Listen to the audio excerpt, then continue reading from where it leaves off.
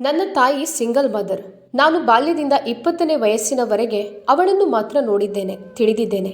ನನ್ನ ತಾಯಿ ಕ್ರಿಯಾಶೀಲ, ಸುಂದರ, ಬಲವಾದ, ಆಧುನಿಕ, ತತ್ವಬದ್ಧ, ಧೈರ್ಯಶಾಲಿ ಮಹಿಳೆಯಾಗಿ ನನ್ನ ಮನಸ್ಸಿನಲ್ಲಿ ನೆಲೆಸಿದ್ದರು. ನನಗೆ ತಾಯಿಯ ವಾಕ್ಯಗಳು ಬ್ರಹ್ಮವಾಕ್ಯಗಳಾಗಿದ್ದವು. ಅವರು ನನಗೆ ಯಾವುದಕ್ಕೂ ಕೊರತೆಯಾಗಲು ಬಿಡಲಿಲ್ಲ. ವಾಸ್ತವವಾಗಿ ಯಾವುದೇ ಕೊರತೆಗಳು ಇರಲಿಲ್ಲ. ಫ್ಲ್ಯಾಟ್ ಆಧುನಿಕ ಸೌಕರ್ಯಗಳೊಂದಿಗೆ 3 ಕೊಠಡಿಗಳನ್ನು ಹೊಂದಿತ್ತು. ತಾಯಿಗೆ ಒಳ್ಳೆಯ ಸಂಬಳವಿತ್ತು. ಅವರು ಸರ್ಕಾರಿ ಶಾಲೆಯಲ್ಲಿ ಶಿಕ್ಷಕರಾಗಿದ್ದರು. ನನ್ನ ಪಾಲನೆ ಪೋಷಣೆಗಾಗಿ ತಂದೆಯಿಂದ ದೊಡ್ಡ ಮೊತ್ತದ ಹಣವನ್ನು ಸಹ ಪಡೆಯುತ್ತಿದ್ದೆವು. ನಾನು 3 ವರ್ಷದವನಿದ್ದಾಗ ಅಪ್ಪ ನನ್ನ ತಾಯಿಯನ್ನು ತೊರೆದರು. ನನ್ನ ಮನಸ್ಸಿನಲ್ಲಿ ಅವರ ಅಸ್ಪಷ್ಟ ಆಕಾರವಿತ್ತು. ತೆಳ್ಳಗಿನ ಎತ್ತರದ ವ್ಯಕ್ತಿ. ಅತುಲ್, ಊಟ ತಿಂಡಿಯೆಲ್ಲ ರೆಡಿಯಾಗಿದೆ. ತಿಂಡಿ ತಿಂದು ಕೋಚಿಂಗ್ಗೆ ಹೋಗು. ಅಲ್ಲಿಂದ ಬಂದಮೇಲೆ ಊಟ ಮಾಡಿ ರೆಸ್ಟ್ ಮಾಡು. ಮನೆಯಲ್ಲೇ ಇರು, ತಡವಾಗುತ್ತೆ ನಾನು ಬರುವಾಗ. ನೀವು ಯಾವಾಗ ಬರುತ್ತೀರಿ ಎಂದು ಕೇಳಿದ ಅತುಲ್. 9 ಗಂಟೆಗೆಲ್ಲ ಬರುತ್ತೇನೆ. ಎಲ್ಲೂ ಸುತ್ತಾಡಲು ಹೋಗಬೇಡ, ಅಮ್ಮ ಹತ್ತಿರ ಬಂದು ಹೇಳಿದರು. ನೋಡತುಲ್, ಪದವಿ ಮುಗಿಸಿ ಕೆಲಸಕ್ಕಾಗಿ ಕಷ್ಟಪಡಬೇಕಾಗುತ್ತೆ. ಅಯ್ಯೋ, ಎಲ್ಲಾದರೂ ಕೆಲಸ ಇಟ್ಟು ಕರೀತಾರಮ್ಮ ಎಂದು ನಾನು ನಕ್ಕೆ. ನೀನು ಕಷ್ಟಪಟ್ಟು ಕೆಲಸ ಮಾಡಬೇಕು, ಸ್ವಾವಲಂಬಿ ಆಗಬೇಕು. ನನಗೆ ಹೆಚ್ಚು ಸಮಯವಿಲ್ಲ ನಿನಗಾಗಿ ಕಾಯಲು. ನೀವು ನನ್ನ ಮೇಲೆ ಪ್ರತೀಕ್ಷೆ ಇಡಿಯಮ್ಮ. ನನಗೆ ಈಗ ಬರೀ 20 ವರ್ಷ ಎಂದೆ. ನಿನ್ನ ಬಳಿ ವಾದ ಮಾಡಲು ನನಗೆ ಸಮಯವಿಲ್ಲ. 2 ತಿಂಗಳು ಕಳೆದರೆ ನಿನಗೆ 21 ವರ್ಷವಾಗುತ್ತೆ. ನಿನ್ನ ಕೆಲಸ ಮತ್ತು ಮದುವೆ, ಈ 2ರ ಬಗ್ಗೆ ಮಾತ್ರ ನಾನೀಗ ಯೋಚಿಸುತ್ತಿರುತ್ತೇನೆ. ಕಳೆದ 16 ವರ್ಷಗಳಿಂದ ನಾನು ಒಂಟಿಯಾಗಿ ಸಣ್ಣ ಮಗುವನ್ನು ಹೊತ್ತು ಈ ಜಗತ್ತಿನಲ್ಲಿ ಹೇಗೆ ಕಷ್ಟಪಡುತ್ತಿದ್ದೆ ಎಂದು ನನಗೆ ಮಾತ್ರ ತಿಳಿದಿದೆ. ವಿಚ್ಛೇದನದ ನಂತರವೂ ನಿನಗಾಗಿ ನಿನ್ನ ತಂದೆಯಿಂದ ಏನನ್ನು ನಿರೀಕ್ಷಿಸುವುದು ವ್ಯರ್ಥ. ಅಮ್ಮ ಉಸಿರುಗಟ್ಟಿದಂತಾದಳು. ನನಗೆ ನಿಮ್ಮ ಪರಿಸ್ಥಿತಿ ಚೆನ್ನಾಗಿ ಗೊತ್ತಿದೆ ಅಮ್ಮ. ನೀವು ಹೇಗೆ ಹೇಳುತ್ತೀರೋ ನಾನು ಹಾಗೆ ನಡೆದುಕೊಳ್ಳುತ್ತೇನೆ. ನಿಮ್ಮ ಜೊತೆ ನಾನಿರುತ್ತೇನೆ. ನೀನು ನಿನಗೆ ಸಹಾಯ ಆಗಿರುವ ಮಗನೇ, ನನಗಲ್ಲ ಎಂದು ಮೆಲ್ಲನೆ ಗೊಣಗುತ್ತಾ ಬ್ಯಾಗನ್ನು ಎತ್ತಿಕೊಂಡು ಹೊರಗೆ ಹೋದರು. ಶ್ರೀಮತಿ ಟೀನಾ ತೋಮರ್ ನನ್ನ ತಾಯಿ. ಇನ್ನೂ ಯುವತಿ ಮತ್ತು ಮಾಡರ್ನ್ ಆಗಿದ್ದರು. ಒಳ್ಳೆಯ ಪಾಶ್ಚಾತ್ಯ ಬಟ್ಟೆ, ಮೇಕಪ್ ಮತ್ತು ಲೇಟೆಸ್ಟ್ ಹೇರ್ ಸ್ಟೈಲ್ನಲ್ಲಿ ತುಂಬ ಸುಂದರವಾಗಿ ಕಾಣುತ್ತಿದ್ದರು. ಅವರು ಯಾರನ್ನಾದರೂ ತನ್ನ ಜೀವನ ಸಂಗಾತಿಯನ್ನಾಗಿ ಆರಿಸಿಕೊಂಡರೆ ಅವರ ಹಾದಿಯಲ್ಲಿ ನಾನು ಎಂದಿಗೂ ಅಡ್ಡಿಯಾಗುವುದಿಲ್ಲ. ಒಬ್ಬ ಮಹಿಳೆ ತನ್ನದೇ ಆದ ವೈಯಕ್ತಿಕ ಜೀವನವನ್ನು ಹೊಂದಿದ್ದಾಳೆ. ಅದನ್ನು ಅವರು ಎಲ್ಲರೊಂದಿಗೆ ಹಂಚಿಕೊಳ್ಳುವುದಿಲ್ಲ. ನಾನು ಯೋಚಿಸಿದೆ, ಈಗ ನಾನು ಬೆಳೆದು ದೊಡ್ಡವನಾಗಿದ್ದೇನೆ. ನಂತರ ಎದ್ದು ನನ್ನ ಕೆಲಸಗಳಲ್ಲಿ ತೊಡಗಿಕೊಂಡೆ. ಅಮ್ಮ ತಡರಾತ್ರಿ ಮನೆಗೆ ಮರಳಿದರು. ಅವರು ನಗುವ ಸದ್ದು ಕೆಳಗಡೆಯಿಂದ ಕೇಳಿಸಿತು. ನಾನು ಇಣುಕಿ ನೋಡಿದೆ.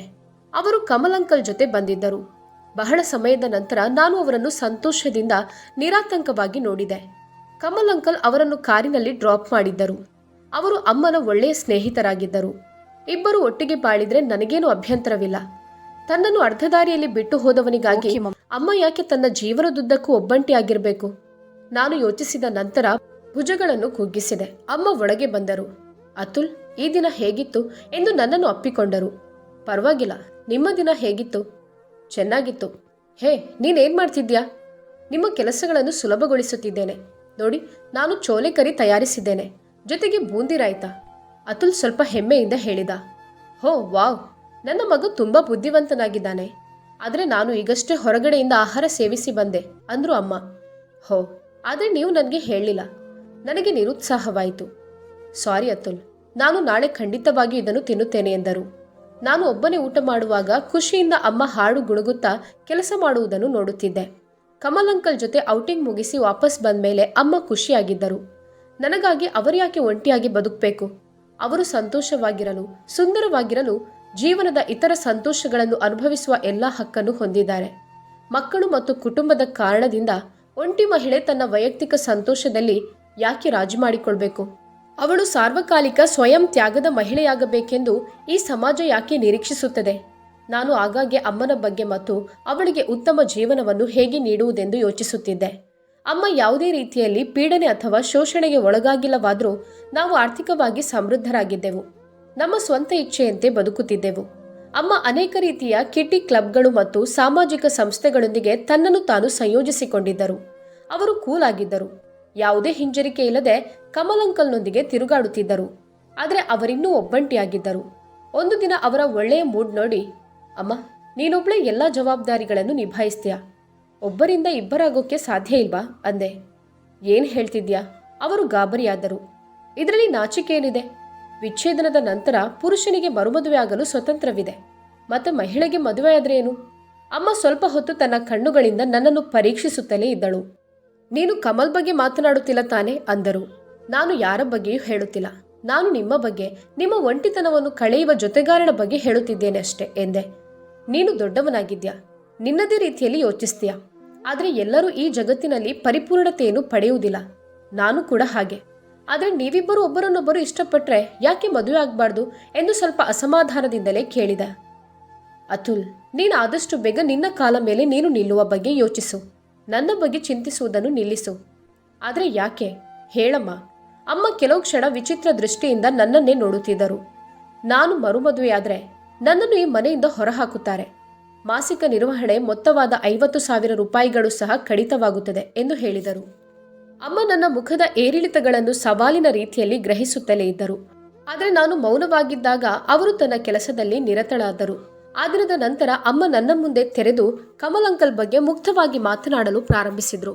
ಕೆಲವೊಮ್ಮೆ ಅಮ್ಮ ಅವರೊಂದಿಗೆ ಬೇರೆ ನಗರಕ್ಕೆ ಪ್ರಯಾಣಿಸುತ್ತಿದ್ದರು. ನಮ್ಮ ಮನೆಗೆ ಅವರ ಬರುವಿಕೆ ಹೆಚ್ಚಾಗತೊಡಗಿತು. ಆದರೆ ನನಗೆ ಬೇಸರವಿರಲಿಲ್ಲ. ನನಗೆ ಅಮ್ಮನ ಸಂತೋಷ, ತೃಪ್ತಿಯೇ ದೊಡ್ಡ ವಿಷಯ. ನಾನು ಹೆಚ್ಚು ಸಮಯ ತೆಗೆದುಕೊಳ್ಳಲಿಲ್ಲ. ಹಗಲಿರುಳು ಶ್ರಮಿಸಿ ನನ್ನ ಗುರಿಯನ್ನು ಸಾಧಿಸಲು ಶ್ರದ್ಧೆಯಿಂದ ಶ್ರಮಿಸಿದೆ. ನಾನು ಸ್ನೇಹಿತರು ಮತ್ತು ಮನರಂಜನೆಯಿಂದ ದೂರ ಇದ್ದು ವಿನೋದದಿಂದ ಅಂತರ ಇಟ್ಟುಕೊಂಡೆ. ಅಂತಿಮವಾಗಿ ನಾನು ಯಶಸ್ವಿಯಾಗಿದ್ದೇನೆ. ಕೇವಲ 5 ವರ್ಷಗಳಲ್ಲಿ ಪದವಿ ಪಡೆದೆ. ಕೋಚಿಂಗ್ ಮುಖಾಂತರ ಬ್ಯಾಂಕಿಂಗ್ ಎಕ್ಸಾಮ್ ಬರೆಯುತ್ತಿದ್ದೆ. ಕೊನೆಗೂ ರಾಷ್ಟ್ರೀಕೃತ ಬ್ಯಾಂಕಿನಲ್ಲಿ ಆಫೀಸರ್ ಆಗಿ ನೇಮಕಗೊಂಡೆ. ನನ್ನ ಮೊದಲ ಪೋಸ್ಟಿಂಗ್ ಲಕ್ನೋದಲ್ಲಾಗಿತ್ತು. ಅಮ್ಮ ತುಂಬಾ ಬೇಸರದಲ್ಲಿದ್ದರು. ನನ್ನ ಸಾಮಗ್ರಿಗಳನ್ನು ಪ್ಯಾಕ್ ಮಾಡುತ್ತಾ ಬೇರೆ ನಿರ್ದೇಶನಗಳನ್ನು ನನಗೆ ನೀಡುತ್ತಿದ್ದಳು. ನಾನು ಅವರು ಹೇಳಿದ ಅರ್ಧ ಮಾತುಗಳನ್ನು ಮಾತ್ರ ಕೇಳುತ್ತಿದ್ದೆ. ಮತ್ತರ್ಧ ನನಗೆ ಕೇಳಿಸುತ್ತಲೇ ಇರಲಿಲ್ಲ. ನಾನು ರೋಮಾಂಚಿತನಾಗಿದ್ದೆ, ಉತ್ಸುಕನಾಗಿದ್ದೆ. ಸ್ವಂತ ಕಾಲಲ್ಲಿ ನಿಲ್ಲುವ ಮಜವೇ ಬೇರೆ. ಇಂದು ರಾತ್ರಿಯ ಟ್ರೈನಿನಲ್ಲಿ ಹೊರಡುವವನಿದ್ದೆ. ಅಮ್ಮ ಕೂಡ ನನ್ನ ಜೊತೆ ಬರಬೇಕೆಂದಿದ್ದರು. ಆದರೆ ಅವರಿಗೆ ಶಾಲೆಯಲ್ಲಿ ಮತ್ತು ಮನೆಯಲ್ಲಿ ಬೇಕಾದಷ್ಟು ಜವಾಬ್ದಾರಿಗಳನ್ನು ನಿಭಾಯಿಸಲಿದೆ. ಆದ್ದರಿಂದ ಅವರು ನಿರಾಕರಿಸಿದರು. ಆರಂಭದ 1 ವಾರ ಹೋಟೆಲ್ನಲ್ಲಿ ಉಳಿಯುವ ಯೋಜನೆಯಾಗಿತ್ತು. ನಂತರ ಸಹೋದ್ಯೋಗಿಗಳ ಸಹಾಯದಿಂದ ಬಾಡಿಗೆ ಮನೆ ಅಥವಾ ಪೇಯಿಂಗ್ ಗೆಸ್ಟ್ ಆಗಿ ನಿಲ್ಲುವ ನಿರ್ಧಾರ ಮಾಡಿದೆ. ಕೆಲವು ಅಗತ್ಯ ವಸ್ತುಗಳನ್ನು ಖರೀದಿಸಿ ಮನೆ ಪ್ರವೇಶಿಸಿದಾಗ ಅಮ್ಮನ ಧ್ವನಿ ನನ್ನ ಕಿವಿಗೆ ಬಿತ್ತು. ಅವರು ಕಮಲ್ ಅಂಕಲ್ನೊಂದಿಗೆ ಮಾತನಾಡುತ್ತಿದ್ದರು. ನಾನು ಯಾವ ವಿಷಯಕ್ಕೆ ಹೆದರುತ್ತಿದ್ದೆನೋ ಇಂದು ಅದೇ ವಿಷಯ ನಡೆಯುತ್ತಿದೆ. ಅತುಲ್ ಅವನ ತಂದೆ ಇರುವ ನಗರಕ್ಕೆ ಹೋಗುತ್ತಿದ್ದಾನೆ. ಅರೆ ಟೀನಾ, ಅವನಿಗೆ ಅವನ ತಂದೆ ಎಲ್ಲಿ ವಾಸಿಸುತ್ತಿದ್ದಾರೆಂದು ಗೊತ್ತಿಲ್ಲ.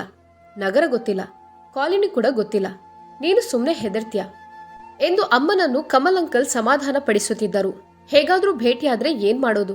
ಅಮ್ಮನ ಬೇಸರದ ಸ್ವರ ಮತ್ತೂ ಕೇಳಿತು. ಅವರು ಒಬ್ಬರನ್ನೊಬ್ಬರು ಹೇಗೆ ಗುರುತಿಸುತ್ತಾರೆ? ಅತುಲ್ಗೆ ತಂದೆಯ ಮೇಲೆ ಯಾವುದೇ ಆಸಕ್ತಿ ಇಲ್ಲ. ಹಾಗೇನಾದ್ರೂ ಇದ್ದಿದ್ರೆ ಅವನು ಖಂಡಿತವಾಗಿಯೂ ತಂದೆಯ ಬಗ್ಗೆ ನಿನ್ನಲ್ಲಿ ಕೇಳ್ತಿದ್ದ ಎಂದರು ಕಮಲ್ ಅಂಕಲ್. ಯಾರಿಗೊತ್ತು ಕಮಲ್, ರಕ್ತವನ್ನು ಗುರುತಿಸುತ್ತದೆ ಅಂತ ಕೇಳಲಿಲ್ವಾ? ನಾನು ಹೆಚ್ಚು ಕೇಳದೆ ಶಬ್ದ ಮಾಡಿ ಒಳಗೆ ಬಂದೆ. ನನ್ನನ್ನು ನೋಡಿ ಅವರು ಬೇರೆ ವಿಷಯ ಮಾತನಾಡತೊಡಗಿದರು. ಮೊದಲ ವಿಷಯಕ್ಕೆ ಸಂಪೂರ್ಣ ವಿರಾಮ ಬಿದ್ದಿತು. ಆದರೂ ನಾನು ಸ್ವಲ್ಪ ಗಾಬರಿಯಾದೆ. ಅಪ್ಪ ಲಕ್ನೋದಲ್ಲಿ ವಾಸಿಸುತ್ತಿದ್ದಾರಾ? ವರ್ಷಗಳ ಹಿಂದೆ ಮರೆತು ಹೋದ ಚಿತ್ರವು ನನ್ನ ಮನಸ್ಸಿನಲ್ಲಿ ಮಿನುಗಿತು. ನನಗೇನೋ ಒಂಥರ ಮಾನಸಿಕ ಒತ್ತಡವಾದಂತಾಯಿತು. ರಾತ್ರಿ ಅಮ್ಮ ನನಗಾಗಿ ಆಹಾರವನ್ನು ಸಿದ್ಧಪಡಿಸುತ್ತಿದ್ದಾಗ ನಾನು ರಹಸ್ಯವಾಗಿ ಕೀಲಿಯೊಂದಿಗೆ ಅವಳ ಕಪಾಟನ್ನು ತೆರೆದು ಲಾಕರ್ನಲ್ಲಿ ಕಾಗದಗಳನ್ನು ಇಡುವ ಸ್ಥಳಗಳನ್ನು ಹುಡುಕಿದೆ. ಸ್ವಲ್ಪ ಕಷ್ಟಪಟ್ಟಾದರೂ ಅಪ್ಪನ ಫೋಟೋ, ಫೋನ್ ನಂಬರ್ ಮತ್ತು ವಿಳಾಸ ಸಿಕ್ಕಿತು. ನಾನು ತಕ್ಷಣ ಅದನ್ನು ನನ್ನ ಜೇಬಿಗೆ ಹಾಕಿದೆ. ಇದ್ದಕ್ಕಿದ್ದಂತೆ ನನ್ನ ಕಣ್ಣುಗಳು ಕೆಲವು ಕಾಗದದ ಮೇಲೆ ಬಿತ್ತು. ನಾನು ದಿಗ್ಭ್ರಮೆಗೊಂಡೆ. ಅದು ಅಮ್ಮ ಮತ್ತು ಕಮಲ್ ಅಂಕಲ್ನ ರಿಜಿಸ್ಟರ್ ಮ್ಯಾರೇಜ್ನ ಕಾಗದಗಳು. ನಾನು ಕಲ್ಲಿನಂತೆ ನಿಂತಿದ್ದೆ. ಅಷ್ಟರಲ್ಲಾಗ್ಲೇ ಅಮ್ಮ ಬಂದು ನನ್ನ ಕೈಯಿಂದ ಕೀಯನ್ನು ತೆಗೆದುಕೊಂಡು, ಯಾಕೆ ಬೀರು ತೆರೆದಿದ್ದೀಯಾ ಅಂತ ಪ್ರಶ್ನಿಸಿದ್ರು. ನನ್ನ ಹೊಸ ವೈಟ್ ಶರ್ಟ್ ಸಿಗ್ತಿಲ್ಲ, ಅದನ್ನೇ ಹುಡುಕ್ತಿದ್ದೇನೆ ಎಂದು ಒಂದು ಕಾರಣ ಹೇಳಿದೆ. ಅದನ್ನು ನಿನ್ನ ಬ್ರೀಫ್ ಕೇಸ್ನ ಮೇಲಿನ ಭಾಗದಲ್ಲಿ ಇರಿಸಿದ್ದೇನೆ ಎಂದರು ಅಮ್ಮ. ಸರಿ, ನೋಡುತ್ತೇನೆ ಎಂದು ಕೋಣೆಯಿಂದ ಹೊರ ನಡೆದೆ. ತಿರುಗಿ ಅಮ್ಮನನ್ನು ನೋಡಿದರೆ ಅವರು ಆ ಕಾಗದಗಳನ್ನು ಎತ್ತಿಟ್ಟು ಬೀರು ಲಾಕ್ ಮಾಡುತ್ತಿದ್ರು. ರೈಲ್ವೆ ಸ್ಟೇಷನ್ ತಲುಪಿದಾಗ ಅಮ್ಮ ಅಳಲು ಶುರು ಮಾಡಿದ್ರು. ಮೊದಲ ಬಾರಿ ಅಮ್ಮನಿಂದ ದೂರಾಗಿ ಒಬ್ಬನೇ ಹೋಗ್ತಿದ್ದೆ. ಅವರಿಗೆ ತುಂಬಾ ಬೇಸರವಾಗಿತ್ತು. ನಾನು ಅವರನ್ನು ಸಮಾಧಾನ ಪಡಿಸಿದೆ. ರೈಲು ನಿಲ್ದಾಣದಿಂದ ಹೊರಟಿತು. ಕಮಲ್ ಅಂಕಲ್ ಅಮ್ಮನ ತೋಳು ಹಿಡಿದು ಸಮಾಧಾನ ಮಾಡುತ್ತಿದ್ದರು. ನಂತರ ಅವರನ್ನು ತನ್ನೊಂದಿಗೆ ಕರೆದುಕೊಂಡು ಸ್ಟೇಷನ್ನಿಂದ ಹೊರ ನಡೆದರು. ರೈಲು ವೇಗ ಪಡೆಯಿತು. ನಾನು ಸಮಾಧಾನ ಅನ್ನಿಸಿ ಕುಳಿತೆ. ಅಮ್ಮ ಒಬ್ಬಂಟಿಯಾಗಿರಲಿಲ್ಲ, ಆದರೆ ಅವಳ ಹೃದಯದಲ್ಲಿ ಬಿರುಕಿತ್ತು. ಅವರು ತಮ್ಮ ಜೀವನದ ಅಂತಹ ದೊಡ್ಡ ಸತ್ಯವನ್ನು ನನ್ನಿಂದ ಮರೆ ಮಾಡಿದರು. ಲಕ್ನೋ ಗೋಮತಿ ನದಿಯ ಮಧ್ಯದಲ್ಲಿರುವ ಬ್ರಿಟಿಷ್ ಐತಿಹಾಸಿಕ ಕಟ್ಟಡಗಳನ್ನು ಹೊಂದಿರುವ ಸಾಂಪ್ರದಾಯಿಕ ನಗರ. ಕೇಸರ್ಬಾಗ್ನಲ್ಲಿರುವ ಹೋಟೆಲ್ ತುಂಬಾ ದುಬಾರಿಯಾಗಿರಲಿಲ್ಲ. ನಾನು ಬ್ಯಾಂಕಿಗೆ ಹೋಗಲು ಪ್ರಾರಂಭಿಸಿದೆ. ಜನರು ಒಳ್ಳೆಯವರಾಗಿದ್ದರು. 1 ವಾರದೊಳಗೆ ನನಗೆ ಫ್ಲ್ಯಾಟ್ ಸಿಗುವ ಭರವಸೆಯೂ ಇತ್ತು. ಪ್ರತಿ ರಾತ್ರಿಯೂ ಅಮ್ಮ ನನ್ನೊಂದಿಗೆ ಗಂಟೆಗಟ್ಟಲೆ ಮಾತನಾಡುತ್ತಾರೆ. ದಿನದ ವಿವರಗಳನ್ನು ತೆಗೆದುಕೊಳ್ಳುತ್ತಾರೆ. ಅವರೊಂದಿಗೆ ಮಾತನಾಡುತ್ತಾ ನಾನು ನಿದ್ರೆಗೆ ಜಾರುತ್ತಿದ್ದೆ. ಇಂದು ಮೊದಲ ಭಾನುವಾರ. ತಡವಾಗಿ ಏಳುವ ಅಭ್ಯಾಸ ಇರಲಿಲ್ಲ. ಆದರೆ ಇಂದು ನನ್ನ ಕಣ್ಣುಗಳು ತಡವಾಗಿ ತೆರೆದವು. ಟೀ ಕುಡಿಯುತ್ತಾ ಅಮ್ಮನ ಕಬೋರ್ಡಿನಿಂದ ಕದ್ದು ತಂದಿದ್ದ ಪೇಪರ್ಸ್ ತೆಗೆದೆ. ವಿಳಾಸ ನೋಡಿದೆ. ಜೊತೆಗೆ ಅಪ್ಪನ ಚಿತ್ರ ನೋಡತೊಡಗಿದೆ. ತೆಳ್ಳಗಿನ ನಿಷ್ಪರಿಣಾಮಕಾರಿ ವ್ಯಕ್ತಿ. ನನ್ನ ಸುಂದರ ತಾಯಿಗೆ ಯಾವುದೇ ರೀತಿಯಲ್ಲಿ ಯೋಗ್ಯವಾಗಿಲ್ಲ. ಆದರೆ ಅಪ್ಪ ಅಮ್ಮನನ್ನು ಮನೆಯಿಂದ ಹೊರಹಾಕಿದ್ರು ಮತ್ತು ಚಿಕ್ಕ ಮಗುವಿನೊಂದಿಗೆ ವಿಚ್ಛೇದನ ನೀಡಿದ್ದರು. ಅಸಹಾಯಕಳಾದ ನನ್ನ ಅಮ್ಮ ತನ್ನ ಮಗನೊಂದಿಗೆ ನ್ಯಾಯಕ್ಕಾಗಿ ಹೋರಾಡುತ್ತಲೇ ಇದ್ದರು. ಅಂತಿಮವಾಗಿ ಮಗುವಿನ ಪೋಷಣೆಗಾಗಿ ನ್ಯಾಯಾಲಯದಿಂದ ಜೀವನಾಂಶ ಮತ್ತು ವಾಸಿಸಲು ಒಂದು ಫ್ಲಾಟ್ ಪಡೆದ್ರು. ನಂತರ ಅವರು ದುಡಿಯಲು ಶುರು ಮಾಡಿದ್ರು. ಲೈಫ್ ಸೆಟ್ಲ್ ಆಗತೊಡಗಿತು. ಅವರನ್ನು ಭೇಟಿಯಾಗಬೇಕು. ವರ್ಷಗಟ್ಟಲೆ ನಾವು ಅನುಭವಿಸಿದ್ದಕ್ಕೆಲ್ಲ ಸರಿಯಾದ ಉತ್ತರ ನೀಡಬೇಕು ಅಂತ ಗೊಣಗಿದೆ. ಸ್ನಾನ ಮುಗಿಸಿ ತಿಂಡಿ ತಿಂದು ತಿವಾರಿಗಂಜ್ ಕಡೆಗೆ ಟ್ಯಾಕ್ಸಿ ಹತ್ತಿದೆ. ಸರಿಯಾದ ಸ್ಥಳವನ್ನು ತಲುಪಿದೆ. ಸಾಂಪ್ರದಾಯಿಕ ಶೈಲಿಯಲ್ಲಿ ಕಟ್ಟಿದ ಹಳೆಯ ಮನೆಗಳು ಸಾಲುಗಟ್ಟಿ ನಿಂತಿದ್ದವು. ಅದೊಂದು ಹಳೆಯ ಐಷಾರಾಮಿ ಬಂಗಲೆಯಾಗಿದ್ದರೂ ನಿರ್ವಹಣೆ ಕೊರತೆಯಿಂದ ಪಾಳು ಬಿದ್ದಿತ್ತು. ವರ್ಷಗಟ್ಟಲೆ ಬಣ್ಣವನ್ನೇ ಕಾಣದಿದ್ದ ಬಂಗಲೆಯ ಸುತ್ತಲೂ ದಟ್ಟವಾದ ಉದ್ಯಾನವನವಿದ್ದು ಅಡ್ಡಾದಿಡ್ಡಿಯಾಗಿ ಬೆಳೆದ ಗಿಡಗಳು, ಒಂದಿಷ್ಟು ಮರಗಳು, ಅಂಗಳದ ತುಂಬೆಲ್ಲ ಮರದಿಂದ ಬಿದ್ದ ಎಲೆಗಳು ಹರಡಿಕೊಂಡಿತ್ತು. ನನಗೆ ವಿಚಿತ್ರ ಅನ್ನಿಸುತ್ತಿತ್ತು. ಆದರೂ ಧೈರ್ಯ ತಂದುಕೊಂಡು ಗಂಟೆ ಬಾರಿಸಿದೆ. ಇಂದು ಭಾನುವಾರ. ಎಲ್ಲರೂ ಖಂಡಿತವಾಗಿಯೂ ಮನೆಯಲ್ಲಿರುತ್ತಾರೆ. ಈ ಮನೆಯಲ್ಲಿ ಯಾರ್ಯಾರಿದ್ದಾರೆ ಎಂಬುದೇ ನನಗೆ ತಿಳಿದಿರಲಿಲ್ಲ. ಖಂಡಿತವಾಗಿ ಅಮ್ಮನಿಂದ ಬೇರ್ಪಟ್ಟ ನಂತರ ಅಪ್ಪ ಮರುಮದುವೆ ಆಗಿರಬೇಕು. ಕೆಲವು ನಿಮಿಷಗಳ ನಂತರ ಬಾಗಿಲು ತೆರೆಯಿತು. ಅಪ್ಪ ನನ್ನ ಮುಂದೆ. ಎತ್ತರದ, ತೆಳ್ಳಗೆ, ಅನಾರೋಗ್ಯರಂತೆ ಸ್ವಲ್ಪ ಅಸಡ್ಡೆ ತೋರುತ್ತಿದ್ದ ಮುಖಭಾವ. ಕ್ಲೀನ್ ಶೇವ್, ಪೈಜಾಮ ಮತ್ತು ಕುರ್ತಾ ಧರಿಸಿದ್ದ ಅವರು ನನ್ನ ಸುಂದರ ತಾಯಿಯಂತೆ ಕಾಣಲಿಲ್ಲ. ನೀವ್ಯಾರು? ಅಪ್ಪನ ಮುಖದಲ್ಲಿ ಕುತೂಹಲ ಕಾಣಿಸಿತು. ನಾನು ಅತುಲ್, ಶ್ರೀಮತಿ ಟೀನಾ ತೋಮರ್ ಅವರ ಮಗ. ಏ ಅತುಲ್, ನನ್ನ ಕೆನ್ನೆಯನ್ನು ಮುದ್ದಿಸುತ್ತಾ ತೇವವಾದ ಕಣ್ಣುಗಳಿಂದ ಅಪ್ಪ ಹೇಳಿದರು. ನೀನು ತುಂಬ ಬೆಳೆದಿದ್ಯಾ. ನಾನು ನಿನ್ನನ್ನು ಫಂಟುಷ್ ಎಂದು ಕರೆಯುತ್ತಿದ್ದೆ. ಒಳಗೆ ಬಾ. ನಾನು ನಿರ್ಜನ ಭಾವದೊಂದಿಗೆ ಮನೆಯ ಒಳಗೆ ಹೋದೆ. ಮನೆಯಲ್ಲಿ ಎಲ್ಲವೂ ಇತ್ತು. ಆದರೆ ಮನೆಯ ಯಜಮಾನಿಕೆಯ ಅಸಡ್ಡೆಯಿಂದ ಎಲ್ಲವೂ ಚದುರಿ ಮತ್ತು ಅಸಂಘಟಿತವಾಗಿತ್ತು. ಅಜ್ಜಿ ಕೂಡ ತಂದೆಯಂತೆ ತೆಳ್ಳಗಿದ್ದರು. ವೀಲ್ ಚೇರ್ ಮೇಲೆ ಕೂತಿದ್ದ ನನ್ನ ಅಜ್ಜನ ದರ್ಶನ ಪಡೆದು ಎಲ್ಲರ ಪಾದ ಮುಟ್ಟಿ ಆಶೀರ್ವಾದ ಪಡೆದೆ. ಎಲ್ಲರೂ ನನ್ನನ್ನು ನೋಡಿ ತುಂಬ ಸಂತೋಷವಾಗಿದ್ದರು. ಆದರೂ ಮುಖದಲ್ಲಿ ನಿರ್ಜನ ಭಾವ ಎದ್ದು ಕಾಣುತ್ತಿತ್ತು. ನಾನು ಮನೆ ಸುತ್ತ ಕಣ್ಣಾಯಿಸುತ್ತಾ ಮತ್ತೆ ಯಾರ್ಯಾರಿದ್ದಾರೆ ಅಜ್ಜಿ ಈ ಮನೆಯಲ್ಲಿ ಎಂದು ಕೇಳಿದೆ. ಮಗು, ಮನೆಯಲ್ಲಿ ನಾವು ಮೂವರೇ ಇರೋದು. ಅಮ್ಮನಿಗೆ ವಿಚ್ಛೇದನ ನೀಡಿದ ನಂತರ ಅಪ್ಪ ಇನ್ನೊಂದು ಮದುವೆ ಆಗಲಿಲ್ಲವೇ? ನಾನು ಅಪ್ಪನ ಕಡೆ ನೋಡಿ ಸ್ವಲ್ಪ ಕಹಿಯಾದ ಸ್ವರದಲ್ಲಿಯೇ ಕೇಳಿದೆ. ಇಲ್ಲ, ನಾನಾಗಿ ನಿನ್ನ ತಾಯಿಗೆ ವಿಚ್ಛೇದನ ನೀಡಿದ್ದಲ್ಲ. ಅಮ್ಮ, ನೀವು ಫಂಟೂಷ್ ಬಳಿ ಕುಳಿತುಕೊಳ್ಳಿ, ನಾನು ಚಹಾ ಮಾಡುತ್ತೇನೆ ಎಂದು ಅಪ್ಪ ಅಡುಗೆ ಮನೆಗೆ ಹೋದರು. 2 ಜೋಡಿ ಹಳೆಯ ಅಸಹಾಯಕ ಕಣ್ಣುಗಳು ನನ್ನತ್ತ ನೋಡುತ್ತಿದ್ದವು. ಆ ಕಣ್ಣುಗಳ ನೋಟ ನನ್ನ ಅಂತರಾತ್ಮಕ್ಕೆ ಇಳಿಯುತ್ತಿರುವಂತೆ ತೋರುತ್ತಿತ್ತು. ನನಗೆ ಅಶಾಂತಿ ಅನ್ನಿಸ್ತು. ಥಟ್ಟನೆ ಅಜ್ಜಿ, ಟೀನಾ ನಿನ್ನನ್ನು ಇಲ್ಲಿಗೆ ಬರುವುದನ್ನು ತಡೀಲಿಲ್ವಾ ಎಂದು ಕೇಳಿದ್ರು. ಅಜ್ಜಿ, ನಾನು ಇಲ್ಲಿಗೆ ಬಂದಿರುವುದು ಅವರಿಗೆ ತಿಳಿದಿಲ್ಲ. ನೀನು ಹೇಗಿದ್ಯಾ? ಏನು ಮಾಡ್ತಿದ್ಯಾ? ಬಹಳ ವರ್ಷಗಳ ನಂತರ ನಿನ್ನನ್ನು ನೋಡಿ ನಮಗೆಲ್ಲರಿಗೂ ತುಂಬ ಸಂತೋಷವಾಯಿತು. ನಿಮ್ಮ ಅಜ್ಜ ಪಾರ್ಶ್ವವಾಯುವಿಗೆ ಬಲಿಯಾಗಿದ್ದಾರೆ. ಸರಿಯಾಗಿ ಮಾತನಾಡೋದಿಲ್ಲ. ನಾವೆಲ್ಲರೂ ನಿಮ್ಮನ್ನು ಭೇಟಿಯಾಗುವ ಭರವಸೆಯನ್ನು ಬಿಟ್ಟಿದ್ದೆವು ಎಂದು ಬಿಕ್ಕಳಿಸಿದರು ಅಜ್ಜಿ. ಅಜ್ಜಿ, ಇಲ್ಲಿ ನಿಮ್ಮ ಊರಿನ ಬ್ಯಾಂಕಿನಲ್ಲಿ ನನಗೆ ಕೆಲಸ ಸಿಕ್ಕಿದೆ. ಅಮ್ಮ ತುಂಬ ಕಷ್ಟಗಳನ್ನು ಸಹಿಸಿಕೊಂಡು ತನ್ನ ಧೈರ್ಯ ಮತ್ತು ಶಕ್ತಿಯಿಂದ ನನ್ನನ್ನು ಒಬ್ಬಂಟಿಯಾಗಿ ಬೆಳೆಸಿದ್ರು. ನೀವೆಲ್ಲರೂ ನಾವು ಹೇಗಿದ್ದೇವೆ, ಹೇಗೆ ಜೀವನ ಮಾಡುತ್ತಿದ್ದೇವೆ ಅಂತ ವಿಚಾರಿಸಲಿಲ್ಲ. ಅಂದ ಹಾಗೆ ಅಮ್ಮ ಚೆನ್ನಾಗಿದ್ದಾರೆ. ಅಜ್ಜಿ ಮೌನವಾಗಿ ನನ್ನತ್ತ ನೋಡುತ್ತಲೇ ಹೇಳಿದರು. ನಿಮ್ಮ ಅಮ್ಮ ನಿನ್ನ ತಂದೆ ನಿನ್ನನ್ನು ಭೇಟಿ ಮಾಡಲು ಪ್ರಯತ್ನಿಸಿದ್ರೆ ಅವರ ವಿರುದ್ಧ ಕೇಸ್ ಹಾಕುತ್ತೇನೆ ಅಂತ ಸೊಸೆ ನ್ಯಾಯಾಲಯದಿಂದ ಆದೇಶವನ್ನು ತೆಗೆದುಕೊಂಡಿದ್ದಳು. ಯಾಕೆ? ನಾನು ದಿಗ್ಭ್ರಮೆಗೊಂಡೆ. ನಿನ್ನ ತಾಯಿ ನ್ಯಾಯಾಲಯದಿಂದ ಅನುಮತಿ ಪಡೆದಿದ್ದಾರೆ. ಅವಳು ನಿನ್ನ ತಂದೆಯನ್ನು ಅಪಾಯಕಾರಿ, ಮಾನಸಿಕ ಅಸ್ವಸ್ಥ ಮತ್ತು ಹಿಂಸಾತ್ಮಕ ಅಂತ ಹೇಳಿ ನಿನ್ನ ತಂದೆ ಮಾನಸಿಕ ಮತ್ತು ದೈಹಿಕವಾಗಿ ಹಿಂಸೆ ನೀಡ್ತಿದ್ದಾರೆ ಅಂತ ಕೋರ್ಟನ್ನು ನಂಬಿಸಿ ನಿನ್ನ ತಾಯಿಯ ವಿಚ್ಛೇದನಕ್ಕೆ ಅರ್ಜಿ ಸಲ್ಲಿಸಿದ್ದರು. ನಿನ್ನ ತಂದೆಯ ದೈಹಿಕ ಮತ್ತು ಮಾನಸಿಕ ಸ್ಥಿತಿಯನ್ನು ವಿವರಿಸಿದ ಡಾಕ್ಟರ್ ಕಮಲ್ ಅವರು ನ್ಯಾಯಾಲಯಕ್ಕೆ ಸುಳ್ಳು ವೈದ್ಯಕೀಯ ವರದಿಯನ್ನು ಸಲ್ಲಿಸಿದ್ದಾರೆ. ಅಜ್ಜಿ ಭಾವುಕರಾಗಿ ಹೇಳಿದರು. ಅಜ್ಜಿ, ಈ ಎಲ್ಲ ಕಟ್ಟುಕತೆಗಳನ್ನು ಹೇಳುವ ಮೂಲಕ ನೀವು ನನ್ನ ತಾಯಿಯನ್ನು ಅವಮಾನಿಸುತ್ತಿದ್ದೀರಾ? ನಾನು ಸ್ವಲ್ಪ ಕಟುವಾಗಿ ಕೇಳಿದೆ. ನಾನೇಕೆ ಸುಳ್ಳು ಹೇಳ್ತೀನಿ ಮಗ? ಎಲ್ಲ ನಿಜ. ಫ್ಲ್ಯಾಟ್ ಹಣಕ್ಕಾಗಿ ನಿನ್ನ ಅಮ್ಮ ನನ್ನ ಸೀದಾಸಾದ ಮಗನ ಜೊತೆ ವಿವಾಹವಾದಳು. ಡಾಕ್ಟರ್ ಕಮಲ್ ಜೊತೆ ನಿನ್ನ ತಾಯಿಗೆ ವಿವಾಹ ಪೂರ್ವ ಸಂಬಂಧವಿತ್ತು. ನೋಟದಲ್ಲಿ ಸಿಂಪಲ್ ಆಗಿದ್ದ ನನ್ನ ಮಗನ ಜೊತೆ ಚೆನ್ನಾಗಿ ಬೆರೆಯುತ್ತಿರಲಿಲ್ಲ. ಸುಳ್ಳು ಕತೆಗಳನ್ನು ಸೃಷ್ಟಿಸಿ ನಿನ್ನ ತಂದೆಯೊಂದಿಗೆ ಸಂಬಂಧವನ್ನು ಮುರಿದುಕೊಂಡಿದ್ದಾಳೆ. ನಿನ್ನ ನಿರ್ವಹಣೆಗಾಗಿ ದೊಡ್ಡ ಮೊತ್ತದ ಹಣ ಮತ್ತು ಫ್ಲ್ಯಾಟ್ಗಾಗಿ ಅರ್ಜಿ ಸಲ್ಲಿಸಿದ್ಲು. ಅದನ್ನು ನ್ಯಾಯಾಲಯ ಒಪ್ಪಿಕೊಂಡಿತು. ಅಪ್ಪ ಏನೂ ಹೇಳಿಲ್ವಾ? ನಾನು ಆತಂಕದಲ್ಲಿ ಕೇಳಿದೆ. ನಿನ್ನ ತಾಯಿ ವರದಕ್ಷಿಣೆ ಕಿರುಕುಳ ಮತ್ತು ಕೌಟುಂಬಿಕ ಹಿಂಸಾಚಾರದ ಕೇಸ್ ಹಾಕುತ್ತೇನೆ ಅಂತ ನಿನ್ನ ತಂದೆಯನ್ನು ಹೆದರಿಸಿದ್ಲು. ನನ್ನ ಹೆದರು ಪುಕ್ಲ ಮಗ ಅವಳು ಹೇಳಿದಂತೆ ಮಾಡ್ತಿದ್ದ. ನಾನು ಮಾತಿಲ್ಲದೆ ಕುಳಿತಿದ್ದೆ. ಇಂದು ನಿನ್ನ ತಂದೆ 20,000 ರೂಪಾಯಿಗಳಿಂದ ನಮ್ಮಿಬ್ಬರನ್ನು ಸಾಕ್ತಿದ್ದಾನೆ. ಅವನೇ ಸ್ವಯಂ ಅಡುಗೆ ಮಾಡ್ತಾನೆ, ನಮಗೆ ಊಟ ಮಾಡಿಸ್ತಾನೆ, ಕೆಲಸ ಮಾಡ್ತಾನೆ, ಮನೆ ಸಾಮಗ್ರಿ, ಔಷಧಿಗಳು ಇತ್ಯಾದಿಗಳನ್ನು ತರ್ತಾನೆ. ನಮ್ಮ ಜವಾಬ್ದಾರಿಯಿಂದ ಅವನು ಎಲ್ಲೂ ಹೋಗೋದಿಲ್ಲ, ಸ್ನೇಹಿತರನ್ನು ಮನೆಗೆ ಕರೆಯುವುದಿಲ್ಲ. ನಿನ್ನ ತಂದೆ ಜೈಲು ಶಿಕ್ಷೆಯನ್ನು ಅನುಭವಿಸ್ತಿದ್ದಾನೆ. ತಾನು ಮಾಡದ ತಪ್ಪಿಗಾಗಿ ಜೈಲು ವಾಸ ಅನುಭವಿಸ್ತಿದ್ದಾನೆ. ಅಜ್ಜಿ ತನ್ನ ಅಳುವನ್ನು ತಡೆಹಿಡಿಯಲು ಪ್ರಯತ್ನಿಸುತ್ತಿದ್ದರು. ಅಪ್ಪನಿಗೆ ಗೊತ್ತಾಗದಿರಲು ನಾನು ದಿಗ್ಭ್ರಮೆಗೊಂಡು ಕುಳಿತಿದ್ದೆ. ಅಜ್ಜಿಗೆ ಸಾಂತ್ವನ ಹೇಳುವಷ್ಟು ಧೈರ್ಯ ಕೂಡ ನನಗಿರಲಿಲ್ಲ. ನಾನು ನಿನಗೆ ಎಲ್ಲವನ್ನೂ ಹೇಳಿದೆ, ಯಾಕಂದರೆ ನಿನ್ನ ತಂದೆ ಸ್ವಂತ ಬಾಯಿಂದ ಏನನ್ನೂ ಹೇಳೋದಿಲ್ಲ. ಅಜ್ಜಿ ಸಂಭಾಷಣೆಗೆ ಪೂರ್ಣ ವಿರಾಮವನ್ನು ಹಾಕಿದ್ರು. ಅಪ್ಪ ಒಂದು ಟ್ರೇನಲ್ಲಿ ಬಹಳಷ್ಟು ಆಹಾರವನ್ನು ಹೊತ್ತುಕೊಂಡು ನಗುತ್ತಾ ಬಂದರು. ಅಮ್ಮನ ಕಣ್ಣಲ್ಲಿ ನೀರು ಬರುತ್ತಿದ್ದುದನ್ನು ಕಂಡು ಅವರನ್ನೇ ಸ್ವಲ್ಪ ಹೊತ್ತು ದಿಟ್ಟಿಸಿ ನೋಡಿದ್ರು.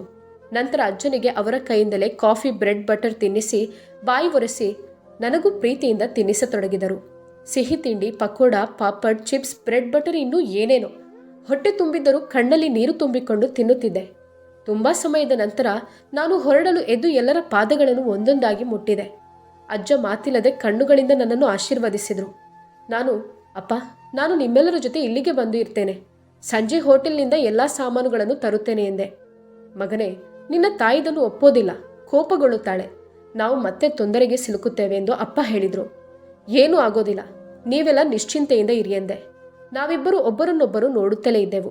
ಇದ್ದಕ್ಕಿದ್ದಂತೆ ಯಾವುದೋ ಭಾವನೆಗಳ ಪ್ರಭಾವದಿಂದ ನಾನು ಅಪ್ಪನನ್ನು ತಬ್ಬಿಕೊಂಡೆ. ಅವರು ನನ್ನನ್ನು ಬಿಗಿಯಾಗಿ ತಬ್ಬಿಕೊಂಡ್ರು.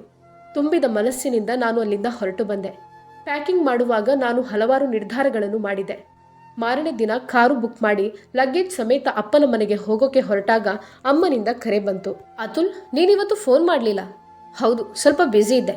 ನಾನು ಬೆಳಗ್ಗೆ ಅಪ್ಪನನ್ನು ಭೇಟಿಯಾಗಲು ಹೋಗಿದ್ದೆ. ಏನು, ಅವರ ಮನೆ ನಿನಗೆ ಹೇಗೆ ಗೊತ್ತಾಯಿತು? ನನ್ನನ್ನು ಕೇಳದೆ ಅಲ್ಲಿಗೆ ಹೋಗಲು ನಿನಗೆ ಹೇಗೆ ಧೈರ್ಯ ಬಂತು? ಅಮ್ಮ ಕಿರುಚಿದ್ರು. ಕೋಪದಿಂದ ಬುಸುಗುಟ್ಟುತ್ತಿದ್ದರು. ಅದನ್ನೆಲ್ಲ ಆಮೇಲೆ ಹೇಳ್ತೇನೆ, ಮೊದಲು ನೀವು ಹೇಳಿ. ಇಷ್ಟು ವರ್ಷ ನನ್ನಿಂದ ಎಷ್ಟು ವಿಷಯಗಳನ್ನು ಮುಚ್ಚಿಟ್ಟಿದ್ದೀರಾ? ಅಪ್ಪನ ಮೇಲೆ ಶೋಷಣೆ, ಚಿತ್ರಹಿಂಸೆ ಆಪಾದನೆ ಮಾಡ್ತಾ ಅಪ್ಪನೇ ನಿಮಗೆ ವಿಚ್ಛೇದನ ನೀಡಿದ್ದು ಅಂತ ನನ್ನನ್ನು ನಂಬಿಸಿದ್ದೀರಿ. ಆದರೆ ಇದ್ಯಾವುದೂ ಸತ್ಯವಲ್ಲ. ಅತುಲ್, ನಿನಗೆ ಈ ಎಲ್ಲ ಕಥೆಯನ್ನು ಯಾರು ಹೇಳಿದ್ರು? ಇದೆಲ್ಲವೂ ಸುಳ್ಳು. ಹಾಗಾದರೆ ನಿಜ ಹೇಳಿ ಅಮ್ಮ. ಮದುವೆಗೆ ಮುಂಚೆ ನೀವು ಮತ್ತು ಕಮಲ್ ಅಂಕಲ್ ಆತ್ಮೀಯ ಗೆಳೆಯರಲ್ಲವೇ? ಅಪ್ಪನನ್ನು ಮದುವೆಯಾದ ನಂತರ ಇಷ್ಟು ಸರಳ ಮತ್ತು ಸಾಮಾನ್ಯ ವ್ಯಕ್ತಿಯ ಜೊತೆ ಬದುಕಲು ಸಾಧ್ಯ ಇಲ್ಲ ಅಂತ ನೀವು ಭಾವಿಸಿದ್ದೀರಿ. ಆದ್ದರಿಂದ ಸಂಬಂಧವನ್ನು ಮುರಿಯಲು ಅವರ ವಿರುದ್ಧ ಸುಳ್ಳು ಆರೋಪ ಮಾಡಿ ವಿಚ್ಛೇದನ ಪಡೆದಿದ್ದೀರಾ. ಫ್ಲಾಟ್ ಮತ್ತು ನಿರ್ವಹಣೆ ಮೊತ್ತಕ್ಕಾಗಿ ನ್ಯಾಯಾಲಯದಲ್ಲಿ ಅರ್ಜಿ ಸಲ್ಲಿಸಿದ್ದೀರಿ. ನಿಮ್ಮ ಯೋಜನೆಯಂತೆ ಎಲ್ಲವೂ ನಡೆದಿದೆ. ನನ್ನ ಮುಂದೆ ಸಂಪೂರ್ಣ ಸತ್ಯ ಹೊರಬಿದ್ದಿದ್ದು ಮಾತ್ರ ಈಗ ದೊಡ್ಡ ತಪ್ಪು ಅಲ್ವಾ? ನಿಮಗೆ ಸುಳ್ಳು ಕಟ್ಟುಕತೆಗಳನ್ನು ಹೇಳಲಾಗಿದೆ ಅತುಲ್. ನಾನು ಸತ್ಯ ಮತ್ತು ಸುಳ್ಳಿನ ನಡುವೆ ವ್ಯತ್ಯಾಸವನ್ನು ಗುರುತಿಸಬಲ್ಲೆ. ಅಪ್ಪ ನಿಮ್ಮ ವಿರುದ್ಧ ಒಂದು ಮಾತನ್ನು ಹೇಳಿಲ್ಲ, ಆದರೆ ನನಗೆ ಎಲ್ಲವೂ ತಿಳಿದಿದೆ ಅಮ್ಮ. ನೀನು ಯಾರನ್ನೂ ಹೇಳದೆ ಕಮಲ್ ಅಂಕಲ್ ಜೊತೆ ರಿಜಿಸ್ಟರ್ ಮದುವೆ ಮಾಡ್ಕೊಂಡಿದ್ಯಾ. ಈ ಸಂಬಂಧ ಪಬ್ಲಿಕ್ ಮಾಡಿದರೆ ಡಿವೋರ್ಸ್ ಸೆಟಲ್ಮೆಂಟ್ ಅಮೌಂಟ್ ಸಿಗಲ್ಲ ಅಂತ ಇನ್ನೂ ರಹಸ್ಯವಾಗಿ ಇಟ್ಟಿದ್ಯಾ. ಅತ್ತ ಕಡೆ ಮೌನ. ಅಮ್ಮ ಒಮ್ಮೆಲೆ ಸುಮ್ಮನಾದ್ರು. ಸರಿ ಬಿಡು ಅಮ್ಮ, ಅಂಕಲ್ ಜೊತೆ ಸುಖವಾಗಿ ಬಾಳು. ನೀವು ನನಗೋಸ್ಕರ ತುಂಬ ಕಷ್ಟಪಟ್ಟಿದ್ದೀರಾ. ನಿಮ್ಮನ್ನು ತುಂಬ ಪ್ರೀತಿಸುತ್ತೇನೆ. ಮಗನ ಕರ್ತವ್ಯವನ್ನು ಪೂರೈಸುತ್ತೇನೆ. ಆದರೆ ಇದೀಗ ನಾನು ಅಪ್ಪನ ಬಳಿಗೆ ಹೋಗ್ತಿದ್ದೇನೆ. ಅಪ್ಪ ಮತ್ತು ಅನಾರೋಗ್ಯದಿಂದಿರುವ ಅಜ್ಜ ಅಜ್ಜಿ ನನಗೆ ಬೇಕು. ಅತುಲ್, ನೀನು ನನ್ನನ್ನು ಹೀಗೆ ಒಂಟಿಯಾಗಿ ಮಾಡಬಾರ್ದೆಂದು ಟೀನಾ ತನ್ನ ಅಳಲನ್ನು ತೋಡಿಕೊಂಡಳು. ನೀವೊಬ್ಬರೇ ಹೇಗಾಗುತ್ತೀರಮ್ಮ? ಅಂಕಲ್ ಕೂಡ ನಿಮ್ಮ ಜೊತೆಯಲ್ಲಿ ಇರ್ತಾರೆ ತಾನೆ? ನಾನು ಆವಾಗ ಬಂದು ಹೋಗ್ತಿರ್ತೇನೆ. ಹೇಗಿದ್ರೂ ನೀವು ನನ್ನ ತಾಯಿ ತಾನೆ. ಅತುಲ್, ನೆನಪಿರ್ಲಿ, ನಾನು ನಿನ್ನನ್ನು ಕೋರ್ಟಿನಿಂದ ಕಸ್ಟಡಿಗೆ ತೆಗೆದುಕೊಂಡಿದ್ದೆ. ಅದರಲ್ಲಿ ನಿನ್ನ ತಂದೆಯಿಂದ ನಿನಗಾಗಿ ಒಂದು ನಿರ್ದಿಷ್ಟ ಅಂತರವನ್ನು ನಿಗದಿಪಡಿಸಲಾಗಿದೆ. ನಿನ್ನನ್ನು ಪಡೆಯಲು ನಾನು ಮತ್ತೆ ನ್ಯಾಯಾಲಯದ ಬಾಗಿಲು ತಟ್ಟುತ್ತೇನೆ. ಅದು ನಿನ್ನ ತಂದೆಗೆ ತೊಂದರೆ ಆಗ್ಬೋದು. ಅಮ್ಮ, ನೀವು ನನಗೆ ಬೆದರಿಕೆ ಹಾಕ್ತಿದ್ದೀರಾ? ನೆನಪಿಡಿ, ನನಗೆ 26 ವರ್ಷ, 3 ವರ್ಷ ಅಲ್ಲ. ನಾನು ನನ್ನ ಇಚ್ಛೆಯಂತೆ ಎಲ್ಲಿ ಬೇಕಾದರೂ ಬದುಕಬಲ್ಲೆ. ನಾನು ನಿಮ್ಮ ಮೋಸವನ್ನು ನ್ಯಾಯಾಲಯದಲ್ಲಿ ಬಹಿರಂಗಪಡಿಸುತ್ತೇನೆ. ಆ ಕಡೆ ಮತ್ತೆ ಮೌನ. ಸ್ವಲ್ಪ ಹೊತ್ತಿನ ನಂತರ ಅಮ್ಮ ಅಳುವ ಸದ್ದು ಕೇಳಿಸ್ತು. ತಪ್ಪು ಮಾಡಿದ್ದೆನದು ಗೊತ್ತಿದೆ. ನನ್ನನ್ನು ಕ್ಷಮಿಸು ಅತುಲ್, ಹಿಂತಿರುಗಿ ಬಾ ಎಂದು ಹೇಳಿದರು ಅಮ್ಮ. ನಾನು ಬರುತ್ತೇನೆ, ಆದರೆ ನನಗೆ ತಂದೆಯ ಮೇಲೆಯೂ ಸ್ವಲ್ಪ ಜವಾಬ್ದಾರಿ ಇದೆ. ಅಪ್ಪ ಇನ್ನು ಮುಂದೆ ನಿಮಗೆ ಹಣವನ್ನು ಕಳುಹಿಸಲು ಸಾಧ್ಯ ಇಲ್ಲ. ಅವರು ಆರ್ಥಿಕವಾಗಿ ತುಂಬ ಕಷ್ಟಪಡ್ತಿದ್ದಾರೆ. ನಾನು ಅವರ ಹೊರೆ ಕಡಿಮೆ ಮಾಡುತ್ತೇನೆ. ನಿಮ್ಮ ಮತ್ತು ಕಮಲ್ ಅಂಕಲ್ನ ಹೊಸ ಜೀವನಕ್ಕೆ ಶುಭ ಹಾರೈಸುತ್ತೇನೆ ಎಂದು ಹೇಳಿ ಕರೆಯನ್ನು ಕಡಿತಗೊಳಿಸಿದೆ. ಕ್ಯಾಬ್ ಬಂದಿತ್ತು. ನಾನು ನನ್ನೆಲ್ಲ ಸಾಮಾನುಗಳನ್ನು ಪ್ಯಾಕ್ ಮಾಡಿ ಕ್ಯಾಬಿನಲ್ಲಿರಿಸಿದೆ. ನಂತರ ಅಪ್ಪನಿಗೆ ಕರೆ ಮಾಡಿ ಹೇಳಿದೆ, ಅಪ್ಪ, ನಾನು ಬರ್ತಿದ್ದೇನೆ. ರಾತ್ರಿ ಆಹಾರ ನಾವೆಲ್ಲರೂ ಒಟ್ಟಿಗೆ ಮಾಡೋಣ. ಬಾ ಮಗನೇ, ನಾವೆಲ್ಲರೂ ನಿನಗಾಗಿ ಕಾಯುತ್ತಿದ್ದೇವೆ. ಎಂದು ಉತ್ಸುಕ ಧ್ವನಿಯಲ್ಲಿ ಅಪ್ಪ ಹೇಳಿದ್ರು. ನಾನು ಕರೆಯನ್ನು ಕಡಿತಗೊಳಿಸಿದೆ. ನನ್ನ ಮುಖದಲ್ಲಿ ತೃಪ್ತಿಯ ನಗು ಹರಡಿತು. ನನ್ನ ಹೃದಯದಲ್ಲಿ ಹರಡಿರುವ ವಂಚನೆಯ ಕರಾಳತೆಯನ್ನು ಹೋಗಲಾಡಿಸಲು ನಾನು ಸಂಪೂರ್ಣ ಸಿದ್ಧತೆಗಳನ್ನು ಮಾಡಿಕೊಂಡಿದ್ದೇನೆ. ನನ್ನ ಭವಿಷ್ಯವು ನನ್ನ ತಂದೆಯ ನೆರಳಿನಲ್ಲಿ ನನಗಾಗಿ ಕಾಯುತ್ತಿದೆ. ಇಂದಿನ ಕಥೆಯಲ್ಲಿ ಇಷ್ಟೇ. ಕತೆ ಇಷ್ಟ ಆಗಿದ್ದಲ್ಲಿ ಲೈಕ್ ಮಾಡಿ, ಶೇರ್ ಮಾಡಿ.